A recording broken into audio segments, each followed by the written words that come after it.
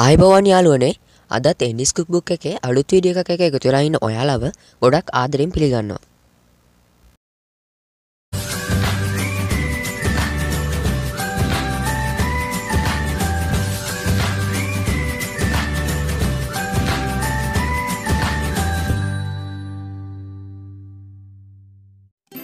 මේ කාලේ රටේ තත්ත්වෙත් එක්ක හොඳ සෞඛ්‍යයක් තියාගන්නවා වගේම හොඳ ප්‍රතිශක්තිකරණයක් තියාගන්න එක අපි හැමෝටම වැදගත්.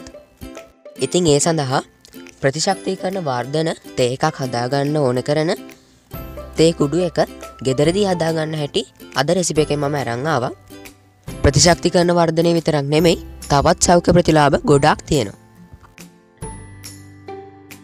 ඉතින් අපි බලමු අද අපිට මොනවද අවශ්‍ය වෙන අමුද්‍රව්‍ය කියලා. අපිට මුලින්ම ඕනේ තුල්සි. තුල්සි වලට ඉංග්‍රීසි වලින් කියන්නේ holy basil කියලා. හැබැයි අර අපි පීසා සීසනින් වලට ගත්ත රසවත් බේසිල් වගේ නෙමෙයි මේක ඖෂධීය ශාකයක්. හින්දු අය තුල්සි ශාකයට වඳිනවා තුල්සි දේවිය කියලා. ඉතින් මට ඒක නෙමෙයි කියන්න ඕනේ උනේ මේ තුල්සි වල තියෙන පෝෂක පදාර්ථ ගැන. විටමින් A, විටමින් C වගේ විටමින් වර්ගත්, කැල්සියම්, සිංක්, අයන් සහ ක්ලෝරොෆිල් වගේ සංඝටකත් තියෙනවා. ඉතින් මේ තුල්සි ප්‍රතිශක්තිකරණ වර්ධනයට ආසාදන වලින් ආරක්ෂා වීමට, තුවාල සුව කිරීමට සහ වේදනානාශකයක් ලෙසත් රුධිර සීනි මට්ටම අඩු කිරීමටත්, කොලෙස්ටරෝල් මට්ටම අඩු කිරීමටත්, සන්ධි වේදනා අඩු කිරීමටත් ගොඩාක් උදව් වෙනවා.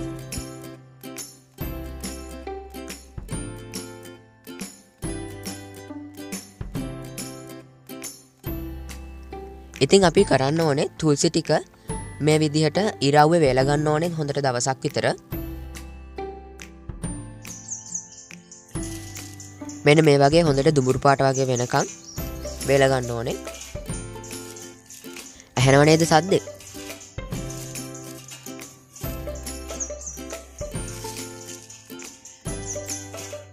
දැන් මේ ටික හොඳින් වේලිලා තියෙන්නේ.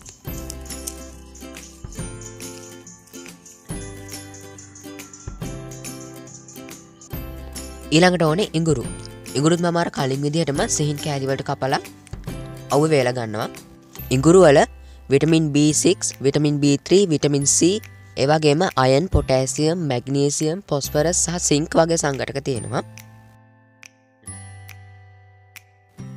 ඉතින් මේ ඉඟුරු පාවිච්චි කිරීමෙන් අපිට ප්‍රතිශක්තිය වර්ධනය කිරීමටත්, රුධිර සීනි මට්ටම අඩු කිරීමටත්, උදරාබාධ අඩු කර ගැනීමටත්, ඒ වගේම පිළිකාව දානම අඩු කර ගැනීමටත් පුළුවන්. ඊළඟට ඕනේ කරාමු නැටි. කරාමු නැටි කොහොමත් වේලලා තමයි තියෙන්නේ. හැබැයි මම ඒක ආයෙ පාරක් හොදලා වේලා ගන්නවා. කරාමු නැටි vitamin K, vitamin C, vitamin E වගේ විටමින් වර්ගත්, මැග්නීසියම්, මැංගනීස්, කැල්සියම් වගේ ಖನಿජ වර්ගත් තන්තු වලිනුත් බහුලයි. කරාමු නැටි ප්‍රතිශක්තිකරණය වර්ධනය කරගන්න උදව් වෙනවා. ඒ වගේම දන්ත වේදනා අඩු කර ගැනීමටත්, දියවැඩියාවටත්, ඇක්නි වලටත්, ආහාර විෂවීම අඩු කර ගැනීමටත් ගොඩක් හොඳයි. ඊළඟට ඕනේ කුරුඳු. කුරුඳු calories, carbohydrates, fibre, calcium, potassium, magnesium, phosphorus, vitamin K සහ විටමින් A වගේ ගොඩක් පෝෂක පදාර්ථ වලින් යුක්තයි. ඉතින් මේ කුරුඳු භාවිතා කිරීම ප්‍රතිශක්තිය වර්ධනයට වගේම රුධිර සීනි මට්ටම පාලනයටත්, දිලීර ආසාදන සුව කිරීමටත්, HIV වගේ වෛරස් වලින් ආරක්ෂා වීමටත්, අධික තෙල් සහිත ආහාරවල බලපෑම අඩු කිරීමටත්, පිළිකා තත්ත්ව අවම කර ගැනීමටත් උදව් වෙනවා. ඉතින් ඔයා තාම එන්ඩිස් කුක්බුක් YouTube channel එක subscribe කරලා නැත්නම් හරි ඔයා මේ channel එකට අලුත් කෙනෙක් නම් දැන්ම පහත තියෙන subscribe button එක click කරලා ඊළඟට එන bell icon එකේ all කියන button එක press කරන්න. එතකොට මම අලුත් වීඩියෝ එකක් දැම්ම ගමන් ඔයාලා ළඟටම ගෙන ගන්න පුළුවන්. හරි මේවා තමයි අපිට ඕන වෙන්නේ. මෙතන තියෙනවා ඉඟුරු අපි වේලා ගත්ත ඒවා. එකට ඉඟුරු මේසෙන්දි එකක් භාවිතා කරනවා. එතකොට මෙතන තියෙන්නේ කරාමු නැටි. කරාමු නැටි පාවිච්චි කරනවා තේ හැඳි එකක්. එතකොට මේ තියෙන්නේ තුල්සි. තුල්සි මම පාවිච්චි කරනවා මේස හැන්දක්. ඒ වගේම කුරුඳු පාවිච්චි කරනවා මේස හැන්දක්. මේවා තමයි අපිට ඕන වෙන්නේ. ඩිස්ක්‍රිප්ෂන් එකේ බලන්න අමුද්‍රව්‍ය ප්‍රමාණයන් සහිතව දාලා තියෙනවා. තේ හදන්න නම් තේ කුඩු අනිවාර්යෙන් ඕනේනේ. ඉතින් මම ගන්නවා තේ කුඩු ග්‍රෑම් 100ක්. මුලින්ම තේ කුඩු එකෙන් භාගයක් මේ විදිහට ග්‍රයින්ඩර් කප් එකට දාගමු.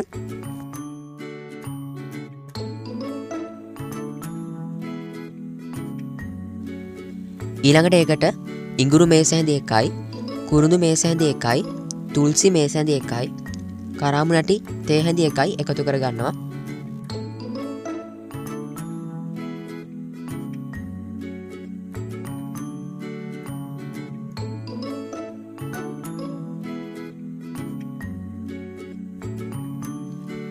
ඊළඟට තේ කුඩු වල ඉතුරු ටිකත් ග්‍රයින්ඩර් කප් එකකට දාගමු.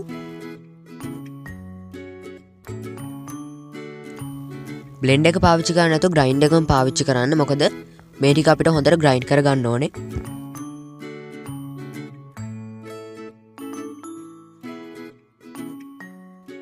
දැන් හොඳට ග්‍රයින්ඩ් කරගන්න.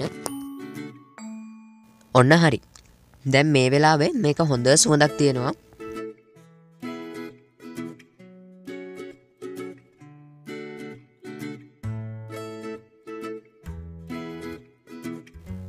පේනවනේ හොඳට ග්‍රයින්ඩ් වෙලා තියෙනවා.